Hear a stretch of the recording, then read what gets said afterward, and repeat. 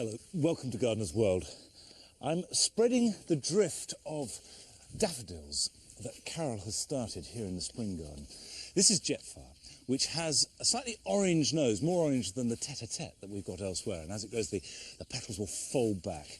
But it's got the same delicacy of tete-a-tete. Now, by planting them in flower, it's a good way of incorporating them with the rest of your planting. You can see how big they're going to be, how the colours are going to work, whereas obviously when we come to plant them as bulbs in September, none of their flowering companions are out.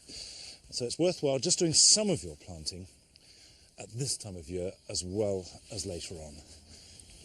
And traditionally, Easter is the time when even the most reluctant gardener goes outside, takes stock, and gets to grip with their back garden. And in tonight's 60-minute programme, we've got lots of ideas and lots of tips of what to do at this time of year. But our big subject is looking at garden trends for the year ahead.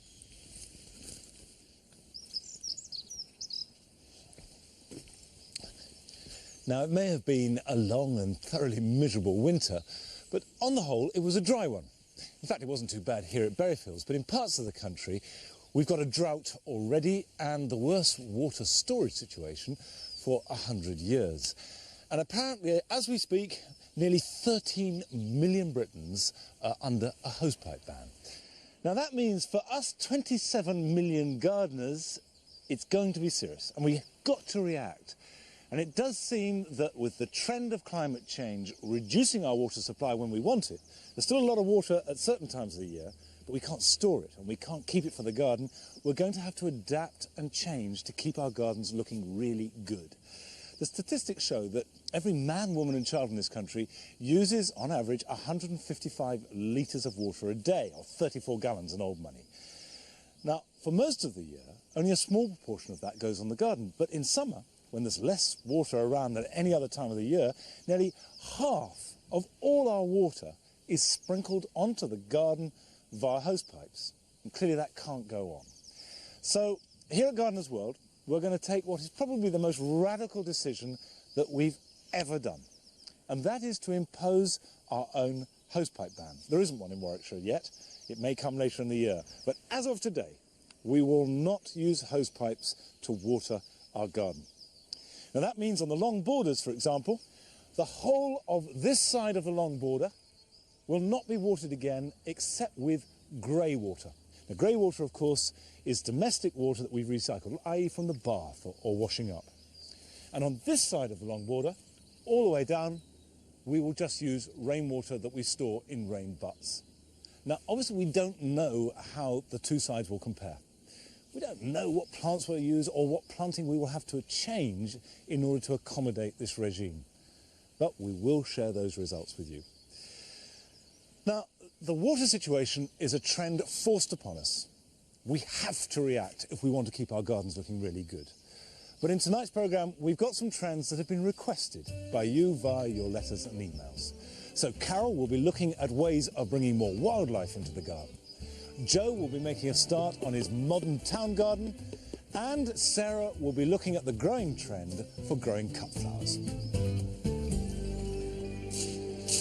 Now, it's not only us that have made a voluntary hosepipe ban. The RHS have imposed a hosepipe ban on Chelsea this year.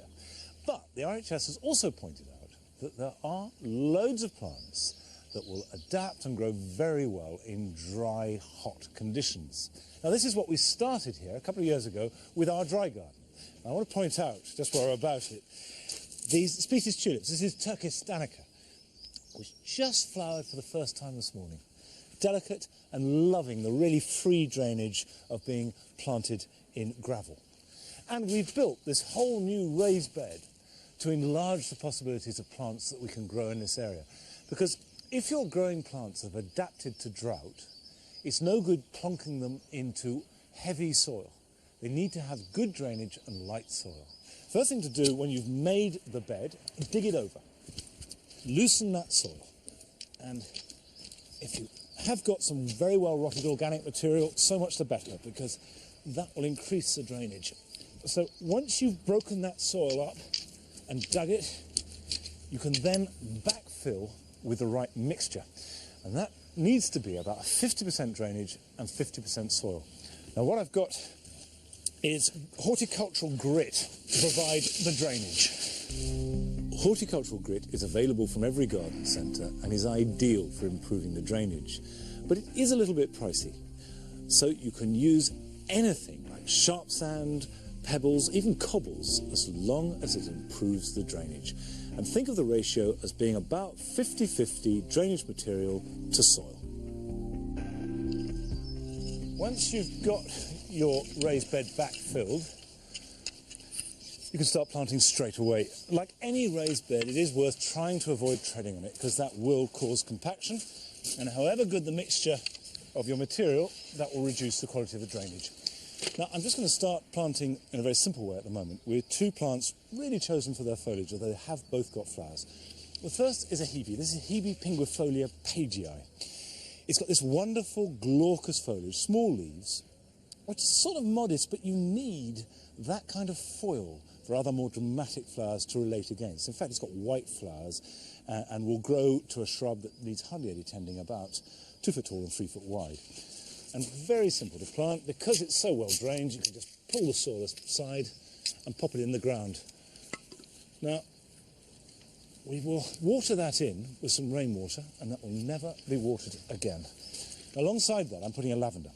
This is a French lavender, Lavender stoicus, which doesn't really like our heavy wet soil here at Berryfields at all. Now, you'll notice that I'm planting very small individual plants. That's because it's a waste of money to buy large lavender. Very quickly they'll grow, and they'll adapt much better if they're small. So spend your money on plenty of small plants rather than a few bigger ones. Now, we're growing these in a raised bed, but certain parts of the country, lavender will grow very easily. And last summer we went along to Carshalton in Surrey, where there's a long tradition of lavender growing. But this particular site had become an allotment and then become completely overgrown with brambles. But now they've cleared it and restored the lavender.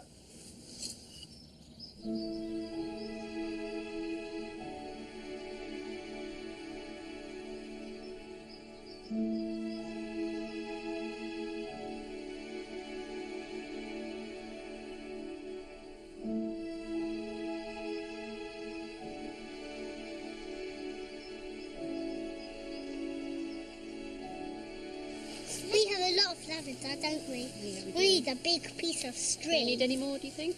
No. We've never been here before. You've never been here before. Do you like it?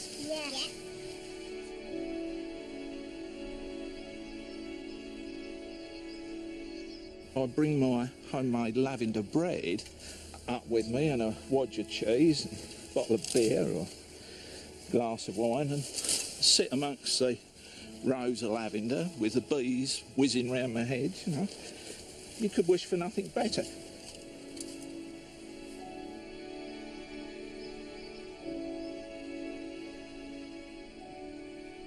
In probably the middle to late 19th century, South London was the biggest supplier of lavender to the UK, up to the beginning of the 20th century when the suburbs were expanding, so the lavender went and the houses came. And this is an attempt to revive that local industry. This site was an allotment site originally, but about 2/3 of the site was not being used, and it was about 7-8 feet of brambles. So we cleared that. About 10 years ago, we put out a press release in the local papers and just asked if people had bushes from the original lavender fields in their gardens. And we had about 30 people reply to us, and we went to their gardens, took some cuttings, and then the local prison grew up those cuttings for us and helped us plant these fields.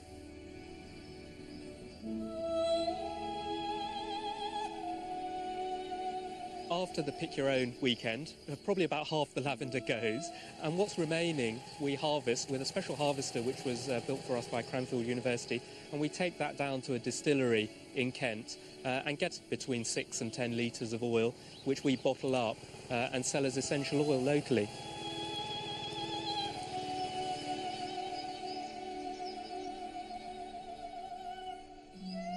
Potter and Moore were a local distillers, principally in Mitcham, and they produced the lavender that made this area what it was for the oil production. Then there were other distilleries set up in and around the Mitcham area, but that's all consigned to history. This area was suited to lavender growing and still is. The soil type's ideal. It requires basically the same soil type as vines, relatively poor soil, very free draining. Chalk downland is ideal. We're on the fringe of that here, and hence the plant really thrives. This is an intermedia, a Lavandula intermedia, which was grown in this area from about the 1870s or so. This was a higher yielding, more resistant variety than the ones which were grown earlier. These plants are now about 8 years old. People say you can keep lavender plants going for different amounts of time. Some people say 8 years, some people say 35. We're just going to see how long we can keep these going. There's some more lavenders. What are you going to do with yours, Georgie? Put it on your pillow. Do you think it will smell nice? Yeah.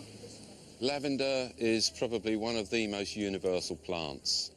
Fragrance, culinary uses, cosmetic uses, medicinal uses, the flower and the oil. It's very, very versatile, and it seems to be well liked. I'm sure that the aromatherapy effects of lavender do actually work, because having spent a day in this field, you feel fantastic.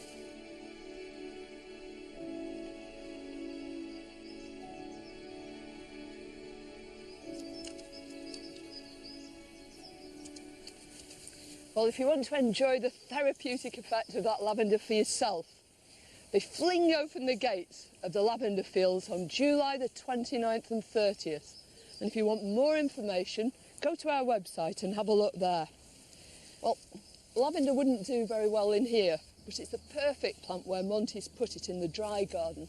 And it's an extremely useful plant. Bees absolutely adore it and feed on it all summer long.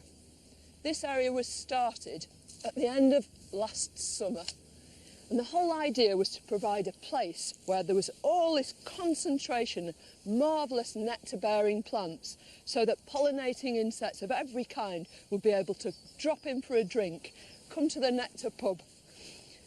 But when that was done, it was really specifically with plants for late summer and autumn. But it's very, very important, if you're providing such a resource, that you make sure that things can come and feed all the year round. There are butterflies on the wing as early as January and February in some years, and there are lots and lots of insects desperately in need of food. Nectar's such a fantastic source of energy for them, and with all the flitting around they do, they really need it. So, I can't plant lavender, but I've settled on this flowering currant. It's a much maligned plant, this. People are very rude about it. But it's an absolutely fabulous plant as far as wildlife's concerned, because it starts to flower very, very early in the year. And that's important here in the nectar bar. Well, wallflowers are always a favourite, with early bumblebees. And this is a perennial wallflower. It's Bull's Mauve. And although it quite likes a slightly drier place than this, I think it's going to succeed really well, especially if I put it on one of the ends of the bed where the drainage is a little bit better and it's in full sun. So it's got fabulous scent, wonderful colour, and the great thing about the perennial wallflowers is that, unlike the annuals or the biennials, which flower just for a couple of months, these keep on flowering all the year round. If you look at the plant, you can see it's loaded with buds for later on. Primroses are a very, very important source of early food too. And because butterflies aren't really fussy about where the nectar comes from, as long as they make sure they've got it whenever they want it, got it on tap, they don't care whether it's a native plant or whether it's an exotic. Well, primroses and wallflowers are just two of the plants that are really rich in nectar, but there are a plethora of other plants that you can find this weekend that'll do just as well as far as your pollinating insects are concerned. Leopard's Bane, Veronica magnificum, is a big yellow daisy, flowering before most herbaceous plants even think of getting out of bed. All daisies are beloved by pollinating insects. Viola california flowers earlier than other violets, and is particularly useful for insects because it often flowers again later on, giving an extended season of nectar treats. Salix caprea is a native tree, usually known as pussy willow. Its glorious fluffy catkins are loaded with pollen, especially thick in the male form, and are an excellent food source for early flying insects. Well, another plant that's rich in pollen is Pulsatilla vulgaris. I'm not going to plant these here because this is a plant that thrives on neglect. It wants a sunny, dry, really well-drained site. Its ordinary name is paskflower, the Easter flower, and for me it's the epitome of Easter, so I'm going to put it into the dry garden. This is a big day for me because we're starting the modern family garden here at Berryfields, and I've designed it, and it's only a small space, 7 metres by 7 metres, but it's a typical size garden you get with a new build house. So with all those things in mind, I've come up with a simple site analysis. Now, it might sound technical, but it really isn't. All I've worked out is how I'm going to organise a space, where things are going to go. Now, I'm going to put the shed in the back corner. Really, it makes sense in such a small space that it goes in one of the corners. So I've put it here. This is actually the shadier of the corner, but I've also made sure it's a little bit away from the fence so I can plant behind it first, get a small tree in there, which is going to be really fantastic. Great backdrop to the garden. Over here, we're going to have a compost heap because I see this family is just starting to get into composting. Going to be a small pond just dropped into the ground here, so it's going to attract lots of wildlife and the kids can do a bit of pond dipping. Now, the problem with this garden is there's no shade at all. It's very, very sunny, so I'm going to create some. I'm going to build a pergola here up to about 7 foot tall and have a nice little shady seating spot under here just to relax, read a book or two. Over here, well, this is going to be the lawn area, but I'm not going to do a traditional lawn. I've got some ideas for that a bit later on because also this garden has to be planned with conservation in mind, and water is going to be a huge issue over the next few years. So I want to try and harness as much of the water from this garden, use it in the plot too. And a lawn, well, it's just going to need sprinkling all the time, isn't it? And near the house, well, this is a more conventional patio area that you would have. And I'm going to stress it with some container planting, get some good pots in here. At the same time, there's an opportunity for a grow bag or two.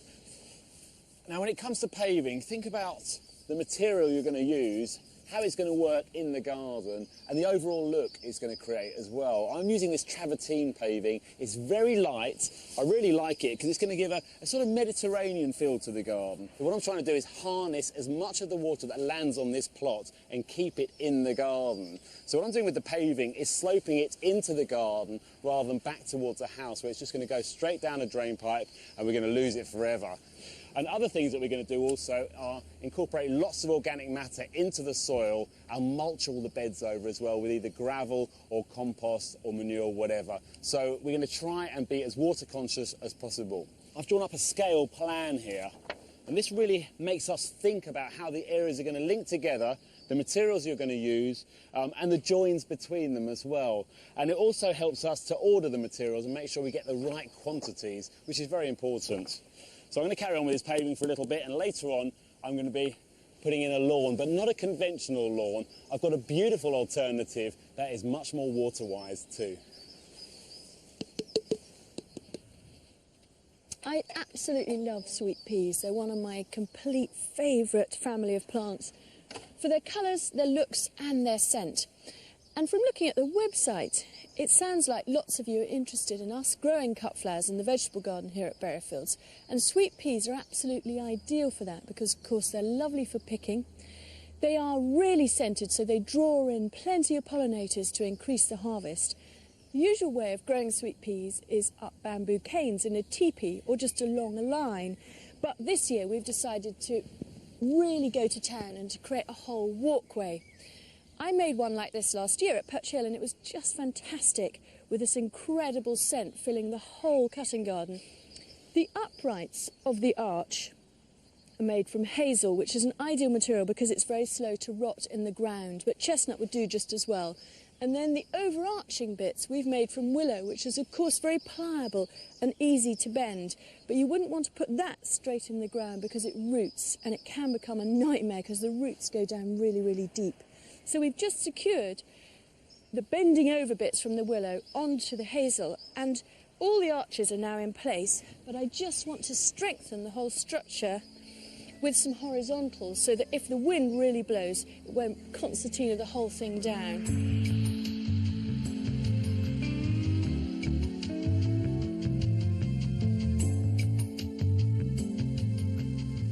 So we're now ready to plant the sweet peas, and I'm going to plant some that Carol sowed a few weeks ago, which are ready to go out. They've germinated nicely, and we've got a lovely root coming out the bottom of the long, thin pot.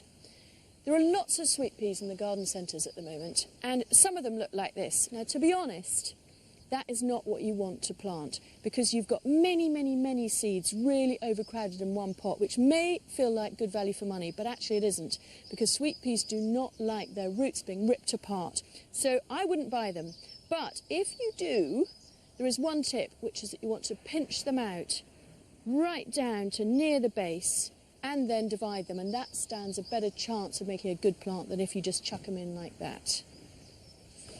I've already dug loads of manure into the soil here, but because we're concerned about watering, I'm just going to tear up some newspaper and put that in the bottom of the hole, and that will really help with water conservation. The two that I'm planting are Machacana, also called Cupanis Original, which has the most fantastic scent, and a new variety to me called Lisbeth. And they're in these little cardboard tubes, which means there's absolutely no root disturbance when they go in the ground, and that is what sweet peas love. So I'm going to plant them all the way down this side and all the way down the other, and then hopefully by June they'll meet in the middle and we'll have a fantastic fragrant walkway. Sweet peas do make fantastic cut flowers, but so do gladioli.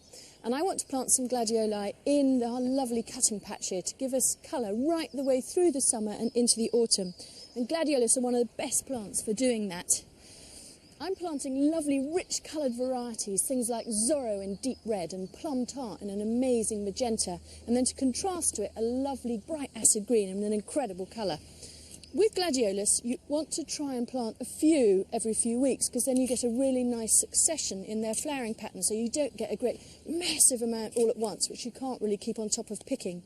And they're like tulips. If you get them in the ground, they will grow. They really are incredibly easy.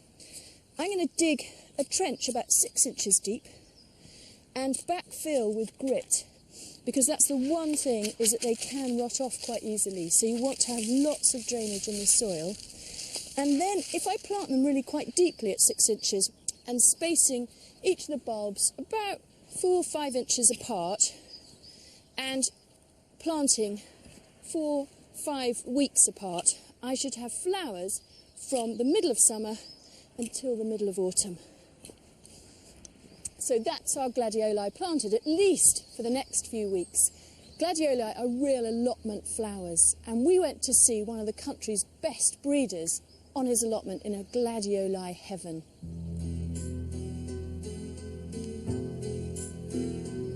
My name is Mick Jones. I'm Vice President of the British Gladiolus Society.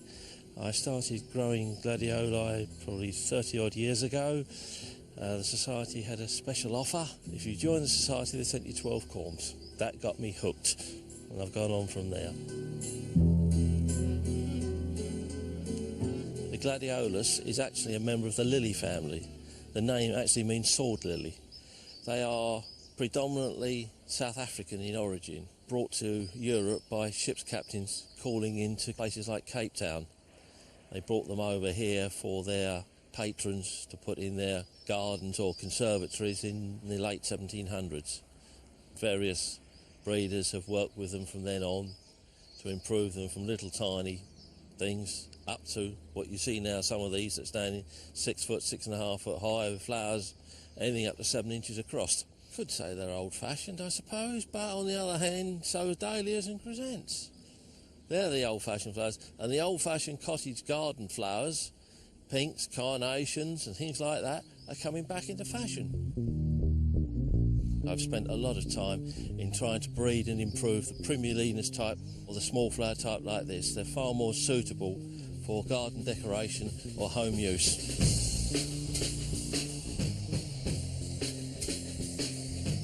This is a typical Primulinus Little hooded flowers, very whippy stem, it'll stand the weather, and a little flower like that is ideal for home decoration. And a characteristic of the Primulinus is the hood. It was developed from a species which was found by Victoria Falls. The hood folds right over and protects the reproductive organs underneath from spray in the natural habitat where they were found. I've got one or two very old ones which are very much orchid-like. There's a lavender with cream and yellow throat. It's another old variety, one called Maureen. I've got to keep it, it's the wife's name, but there's something there that says to me, you will find something. It's just a matter of finding the right parent on the other side.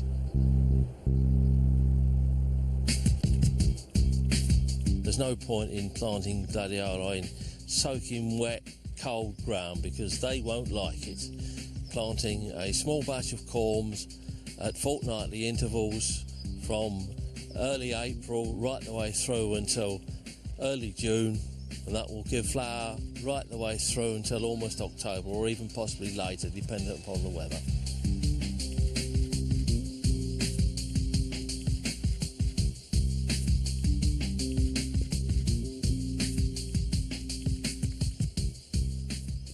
When I was a child, my mother used to grow gladioli for cutting. And there used to be rows of these very gaudy colours, what I thought of as lipstick colours. And I do associate that with dahlias growing together, very old-fashioned plants, and I'm really glad to see that they're coming back in popularity. Personally, what I love are the species gladiola, and I'm planting Byzantinus here, which comes from North Africa, so therefore really like the good drainage and the open position here, and has the most wonderful, shocking magenta flowers. Now, still to come in the programme, Carol will be looking at endangered species in the garden. Joe is making his first attempts at growing vegetables in our container vegetable garden, and Sarah will be making Easter presents from flowers. Our self-imposed hosepipe ban here at Berryfields means that we've got to recycle whatever water we can get. And here in the Long Borders, we're doing an experiment. We're using just rainwater on this side and just grey water on that side. And we want to compare the effect on pretty much the same plants. Now, obviously, grey water is the stuff from the household that you can't drink, but is not harmful to plants. In fact, the CAT, the Centre for Alternative Technology, says the best thing to do with grey water is to use it to irrigate your plants. And we're talking about bath water, washing up water, that sort of thing. You do need to be mindful, if you decide to recycle it, to pay attention to what type of detergents you use. It needs to be environmentally friendly. And if you want more details about grey water and the whole areas covering it, go to our website. Now, the hosepipe ban is necessary. We have to obey it. It's the law. And it's based on the Water Industries Act of 1991. But it is full of crazy anomalies. You're not allowed to water your garden or wash your car with a hosepipe. Well, so far so good.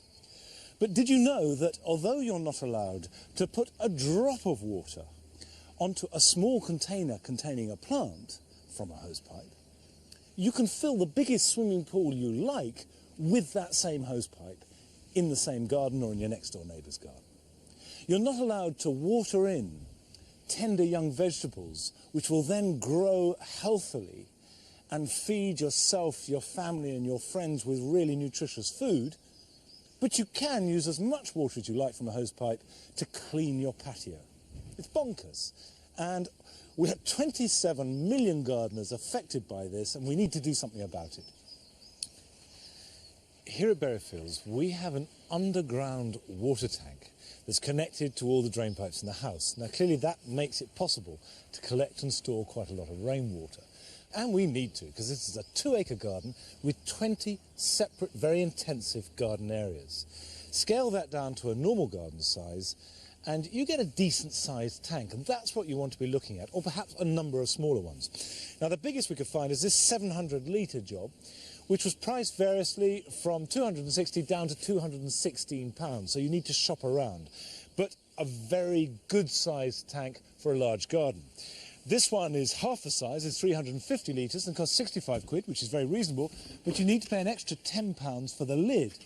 Now, if you've got children or you're worried about animals or insects or birds falling in, it's necessary, but it's an extra and you need to watch that. There are two here. They're both 100 litres and I like them both. This is very cheap. It costs £25 and it's straightforward, a nice fitting lid, a very good water butt. This one is wall mounted. It's very handsome, by far the best looking really and least conspicuous of the lot, but it is £100, so it's 4 times as expensive as this one, and it holds exactly the same water. If you don't like water butts in general and you want to disguise it, we've got a couple here. This, which is made to look like a terracotta pot, and actually this has got a very good rubber lid which is heavy and holds in place, and that's £50 and is about 200-ish litres. It doesn't give us an exact size, and this oak barrel is extremely nice object and costs £100 and holds above 200 litres. If you've got a very small garden, you don't want to connect it to a downpipe, but you want to collect rainwater, there are a couple here, again very handsome and good for a small back garden with containers. This is £45 and a slightly fancier version is £60, but you do get a free matching watering can to boot. Now finally, we've got a couple from our local water company, and they will deliver these to you. This is 100 litres for £30, which is £5 more than our one over there. And this one is 200 litres plus for just £35, which is extremely good value, especially when you consider that you get the lid and the stand all included in that price, and very often they come as extras, so watch out for that. The only problem with this one is I can't see how on earth you fix it up to your downpipe. So the next thing I want to do is look at the details of connecting up your water butt. Whatever water butt you choose, it's still got to be connected to a rainwater downpipe. Put the butt next to the downpipe and then mark the pipe with the template provided. This needs to be level with the hole into the butt. Saw through the pipe using the template as your guide, and putting gaffer tape prevents the saw from slipping. The diverter then fits into the gap left by the removed section of pipe, and fitting a diverter prevents the butt from overflowing. Insert the L-shaped fitting into the diverter and use the hose to connect it up, cutting it to size, and then give it a test run to check that there are no leaks.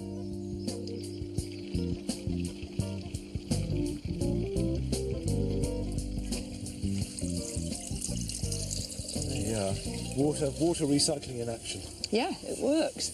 How did you get on with your downpipe? Well, I'll be honest, I'm not very good at that kind of thing. You know, it gets a bit fiddly, and I tend to think, oh, can't be bothered, I'll get on with something else. And psychologically, it's quite difficult. Yeah. In practice, it's dead easy.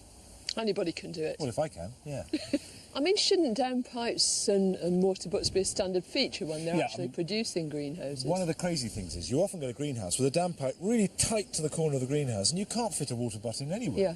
So you end up sort of putting bits of hose pipe and what have you, and it never really works. Well, it's only responsible, really, isn't it, for manufacturers to think of that? Well, they should. Maybe in these droughty times. That's the world put to rights, then.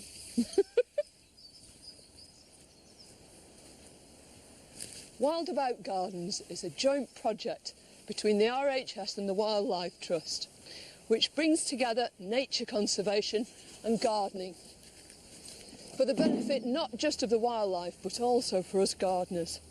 Our gardens are a hugely important resource. They cover more land than all the nature reserves put together. So, in a time when habitats are vanishing by the day, it's particularly important that we use our gardens to do whatever we can to conserve wildlife and to offer alternative habitats. Now, I haven't gone completely mad. I'm just making a pile of logs here, and this is going to be a home, we hope, for one of the most endangered species, which is the stag beetle. All it is just a pile of old wood. Stag beetle larvae actually live in rotting tree stumps, old gate posts, that sort of thing. But as an alternative, you can just stack up your old wood. The more licheny and sort of gnarled it is, the better, and just leave it there. You have to be careful though, if you do have a water butt, make sure it's got a tight lid on the top of it, because stag beetles love water and we don't want them falling in, especially when we're going to all these lengths to conserve them. We've got these native hedges all around Berryfields, and all these hedges contain ivy scattered all the way through them. ivy has these magnificent black shiny berries which are excellent food for songbirds, especially song thrushes, and they're a species which is in severe decline. In the late autumn there are masses of flowers, and they're one of the most important food plants for the holly blue butterfly. Ivy's a much maligned plant. People are always blaming it for knocking down their houses. If your pointing's intact, then ivy will actually protect your brickwork. And when you see it scrambling up trees, don't go cutting it down, because the two can live very wonderfully together and provide a richer habitat. Well, it's vital that we do all we can to safeguard our hedgerows, but there's one natural habitat that's even more threatened than they are, and that's wetlands. Our wetlands have almost disappeared.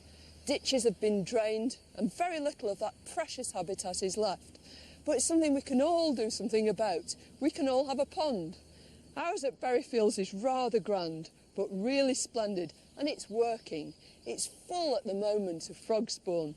Eventually, they're going to turn into tadpoles, then into frogs, and they're going to come out and, we hope, help our gardening by eating all sorts of slugs and snails. Another species that makes use of our ponds is the great crested newt. It's in serious decline, and now it's protected by law. But putting in a pond is the first step to helping species like this establish a home. It also needs damp woodland or rough grass nearby, because it spends most of its time out of the water. Well, whether you're making a home for stag beetles or giving crested newts a helping hand, there are lots and lots of other projects that you could have a try at. And here are some of the ones that you've suggested. Here's an idea. We've all heard about the need to conserve water this year, so why not plant your troughs and your pots up with succulents? They're low maintenance, they don't need much water, and they'll give you a really nice exotic feel in the summer. Here's an Easter project for you. Why not make a bat box? What we need is a piece of timber, 1.3 metres long, 150 millimetres wide, 25 millimetres thick. The back plate needs to be 400 millimetres long.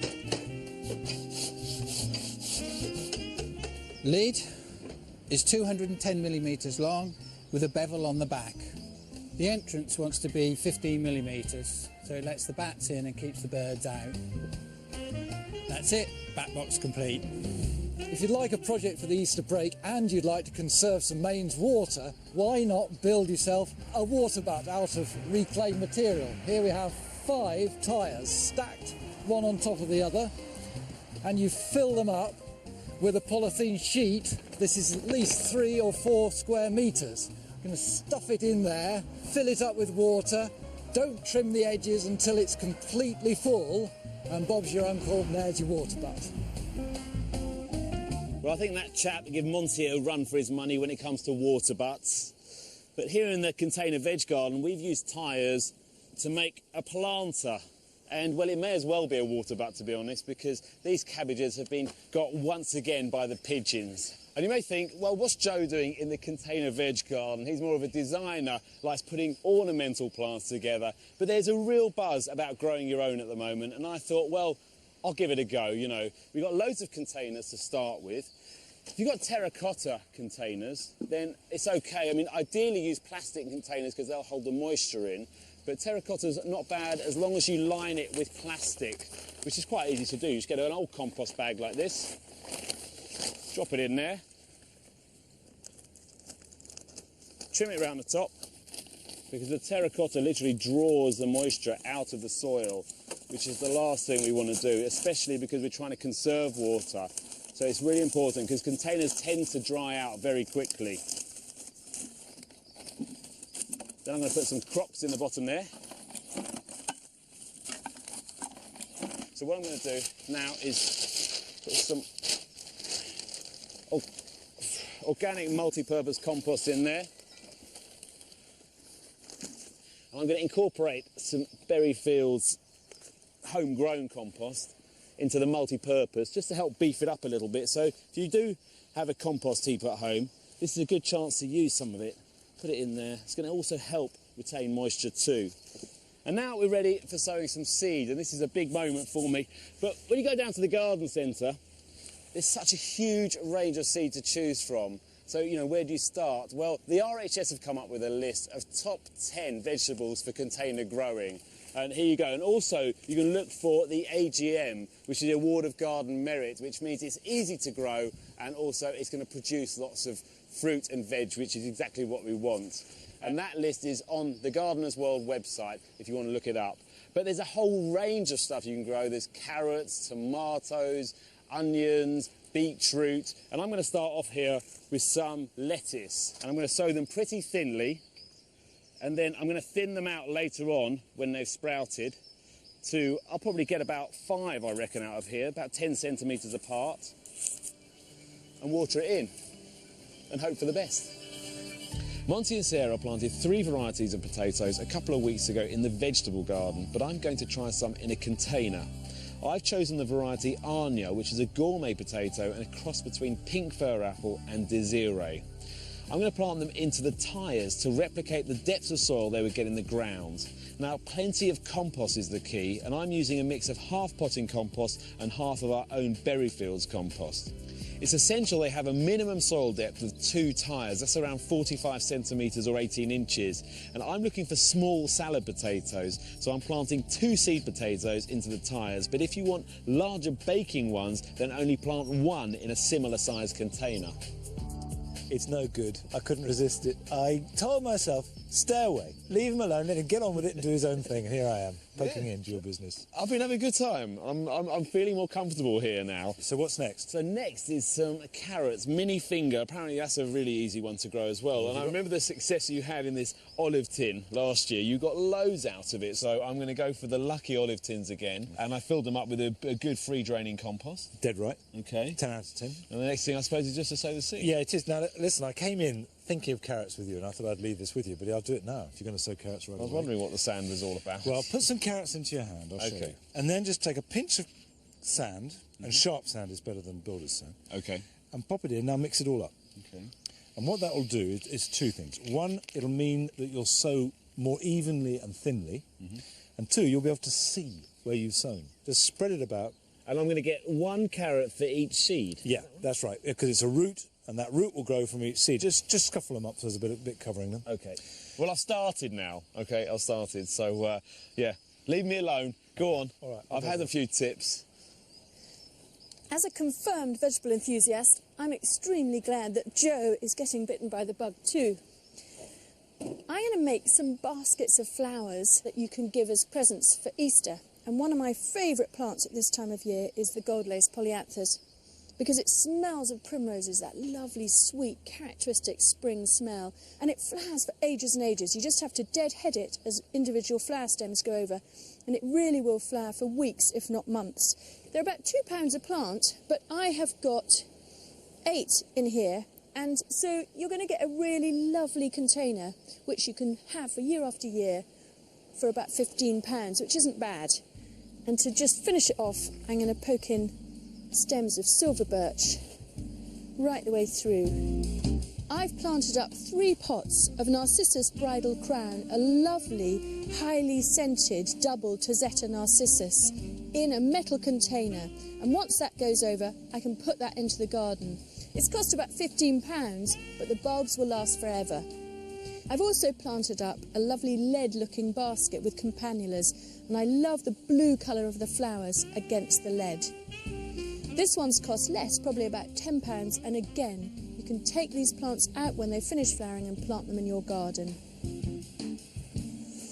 So 3 really lovely, quick and simple ideas for Easter presents. And Joe's been off on a similar quest, looking for real bargains at the garden centre. This Easter weekend, we'll spend more money on our gardens than at any other time of the year. In fact, 12 months ago, we shelled out over £200 million in garden centres, superstores and local nurseries. But where'd you go to find the best bargains? Which place has the greatest choice and who offers the best advice? This is Matt and Deb Foden and their 8-month-old daughter Libby. They recently got bitten by the gardening bug and have decided to spend some money to improve their garden. The area over by the trees over there, it's quite shady. At the minute, I've got some hostas planted under there, and I'm just ideas for something else that'll give it a bit more colour, maybe in the front garden. Plants, really. And stuff that's going to be easy to take care of. They're also looking to create a new patio area, so I'm going to take them and you at home on the Gardener's World buying guide for Easter. And first up, I brought them to a large DIY store. A lot of colour going on here. Yeah, looks well stocked. Yeah. Just got everything that you need, really, for the basics when you're starting out. Yeah, it's very, very good quality, all this stuff here. And also, we've got up and out early enough. Yeah. So, you know, we've got the best Beating choice. the crowds. These national chains have such huge buying power that they can come up with some amazing bargains, but they're also diversifying into other areas of gardening. They are much more in tune now with what people actually need. You know, I'm impressed by the paving. They've got natural paving, concrete paving, block paving, you know. There's a lot to choose from here. Pretty well stocked. Next on my list, I've brought Matt and Deb to a local nursery. Wow, looks a lot of choice here. Yeah, some nice plants. Good, healthy plants as well. Beautifully looked after. I mean, something like this aster. And look at that. That's perfect. Good roots on it. Yeah, perfect root system. Just filling the pot. This whole row here are 2 litre plants. Yeah. But over there, they're 1 litre pots, and they'll be a lot cheaper. Hey, what about one of these? Dogwood. Don't always go for the one right at the front either. Have a rummage about. Yeah, here, look, there's a nice one. Look at that. Beautiful plant. How much is that? £4.95. Not bad, eh? Nurseries will also have people on hand with local knowledge, ready to give specific advice on your purchases. So with the car boot already bulging, I've now brought everyone to a huge garden centre. These have really taken off in the last 20 years and offer everything from children's toys to display gardens designed to inspire us all. Yeah, they've got a huge range of plants here as well. I mean, with the perennials and the shrubs and these big specimen plants, you know, bigger than anywhere else we've been. No one else can compare, can we? No. But I am quite impressed, though, that there is the plant information area. Yeah, that's great. Silly, you've already got a dogwood. How much are these ones? £11. 11 quid. You paid a fiver. There you go. Impressive. Pays to shop around. It does. Well, I don't know about you, I'm exhausted. Oh, beat, yeah. It's been a busy day, but we've got pretty much everything that you were looking for. Got lovely clematis here. Yeah, look well up against the tree. Yeah, and Libby. She's got a few purchases to get stuck into the garden when she's a little bit bigger. I even got some chamomile and thyme that I've been looking for to take back with me, so I'm happy too. This place has been great, full family day out. It's got restaurants and that as well, child changing facilities. Nurseries are good for the bargain, you can haggle, get some bargains there. And the superstores are good for if you want just the one-stop shop. So yeah, it's been a good day. Deb, what about you? I think I've learned that you don't be afraid to ask, really. Each place that we've been to has been very helpful and offered different pieces of advice, so that's the main thing for me. And you have been absolutely brilliant, and you're going to be a great gardener of the future, aren't you? Hey, can we have one of your big smiles? Can we have one of your big smiles? Yes. Well, that was a great day out. But it was interesting to see the difference between the big DIY superstores who do buy in such great bulk they can offer some pretty keen prices. But I was a bit disappointed, limited choice of plants. The garden centre had a wonderful choice of plants, really big range, but it's more of a day out in itself with its cafes and its other shops. I like the little nursery because you get good local knowledge from a plantsman who really knows his stuff. Well, here in the family garden, the paving's all down, put a solid area in there for a table and chairs, and I've continued it underneath where the pergola's going to go. Now, I've left a slab out in the corner there because there's going to be a post for the pergola going through and some planting coming up, some nice climbers. But I've carried on the paving, the same material to get a nice harmonious look to the garden. Just use the same material, carrying on through here with stepping stones. And also, they're slightly staggering up because there is a level change from front to back. And it adds interest to the garden. I like that, rather than it all being flat. It's quite nice that it sort of gently meanders up to the back here. But over here, I'm going to put a lawn in. Now, this is not a conventional lawn area. I know it's a family garden, but this lawn is really quite small. It's 8 foot by about 4 foot. And if it was a lawn, it would get so much wear and tear from a young family that it would just be such a nightmare to look after. And it also needs loads of water to keep it going. And we're very water conscious here. So instead, I'm going to do something a little bit more arty, a little bit more visually interesting. It's going to be a thyme and chamomile lawn. To prepare the area for the thyme and chamomile, I need really, really good drainage. I'm incorporating 3 or 4 barrow loads of grit, digging it in and raking it over. I'm then lightly treading over the whole area and then a final raking level with the edging boards. Then to mark out my design, I'm using some string and some grit. Now, as far as the plants that I'm using are concerned, I got them at the garden centre, but I'm using Thymus East Lodge, and it's a great little low-spreading variety, as most of them are, but this one also flowers with a lovely pink flower, and it should knit together very quickly. And alongside it, I'm using a chamomile. This is chamomile Trenague, and it's a non-flowering variety. It's perfect for a chamomile lawn, and it will need clipping every now and then with a pair of shears or even some scissors, to be honest, just to keep it nice and tight, and also around the edges to keep it neat. But the idea is it's not going to need mowing like a normal lawn, that's for sure. Lay them all out first to your design, and I've chosen a rather abstract design here to tie in with the lines of the paving. Spread them out and make sure you've got enough plants to cover the area. I'm spacing them around 8 to 10 inches apart, and then I'm hand planting with a trowel. Well, there you go. It's all finished now.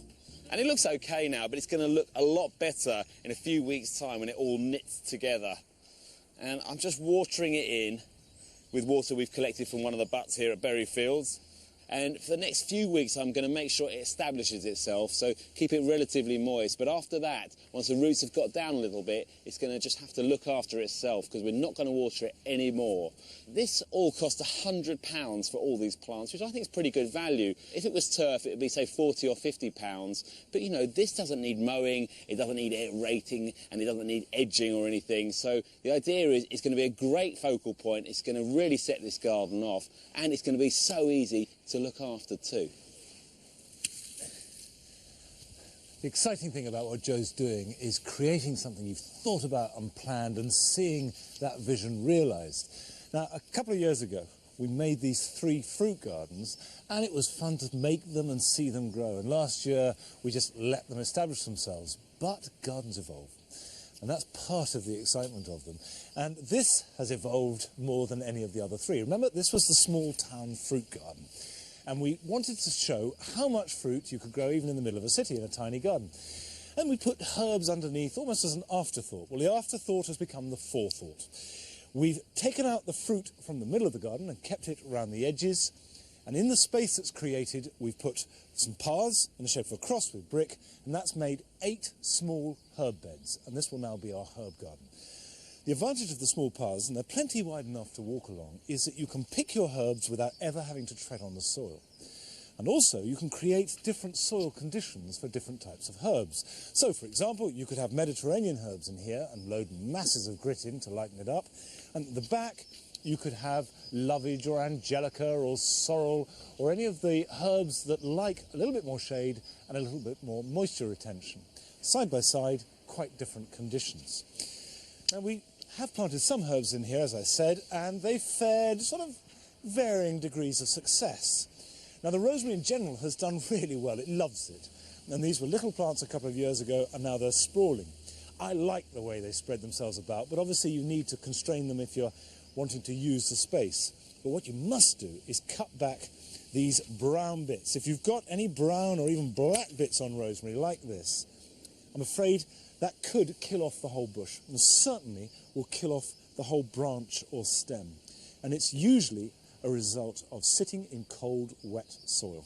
Rosemary likes really, really good drainage. You'll never kill a rosemary by treating it too tough.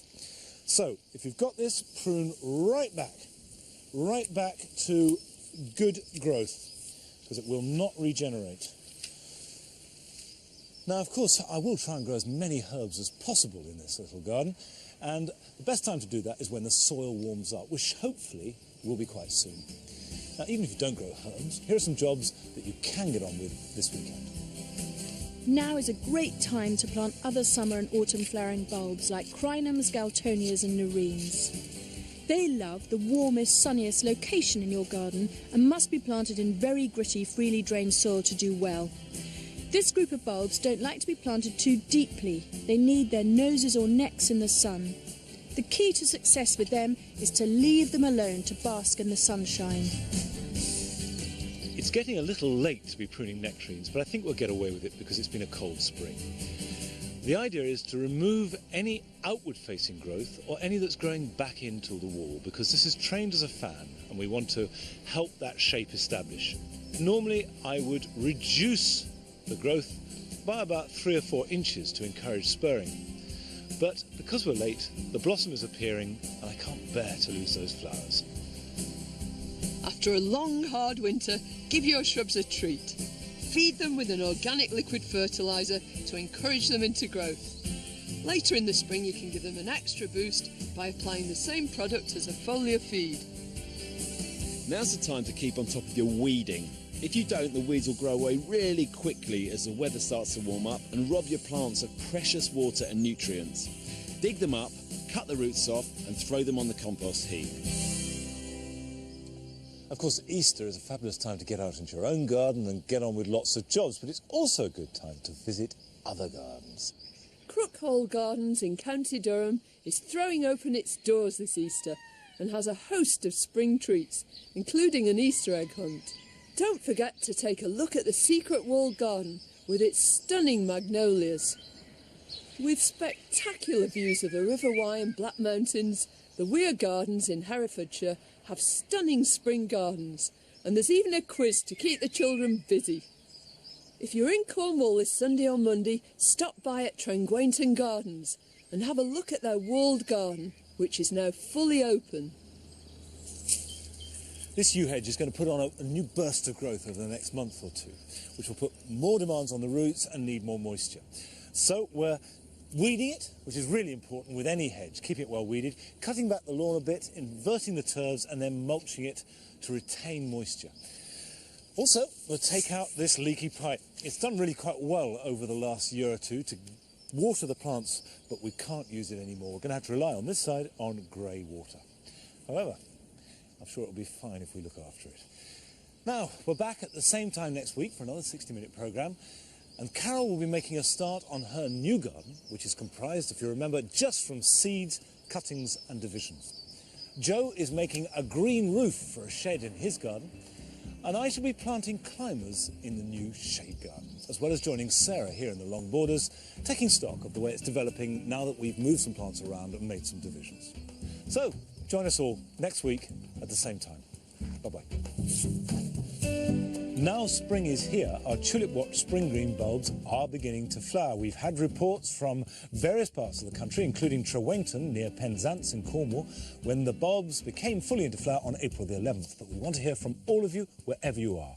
Now you can do this by logging on to our website, bbc.co.uk/Gardeners World. And by the way, you can see our Tulip Watch map there, or please write to us at Tulip Watch, Gardeners World, BBC Birmingham, B1 1RF.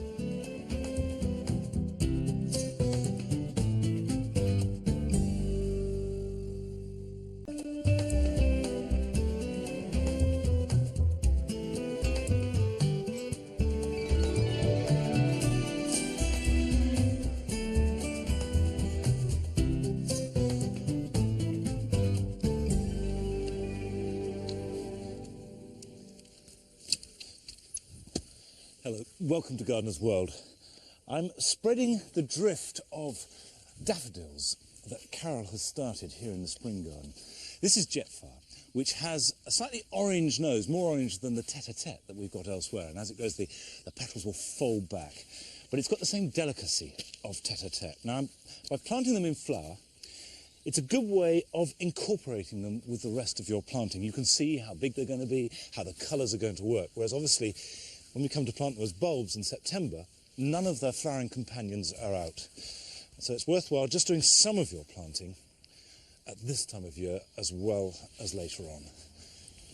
And traditionally, Easter is the time when even the most reluctant gardener goes outside, takes stock and gets to grip with their back garden. And in tonight's 60-minute programme, we've got lots of ideas and lots of tips of what to do at this time of year. But our big subject is looking at garden trends for the year ahead.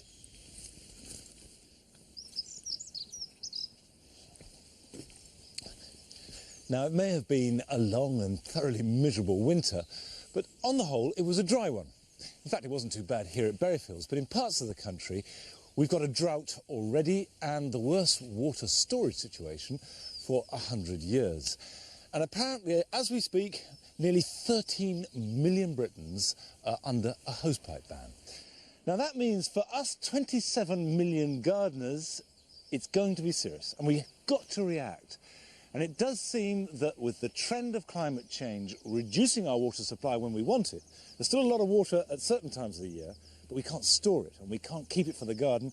We're going to have to adapt and change to keep our gardens looking really good. The statistics show that every man, woman and child in this country uses, on average, 155 litres of water a day, or 34 gallons in old money.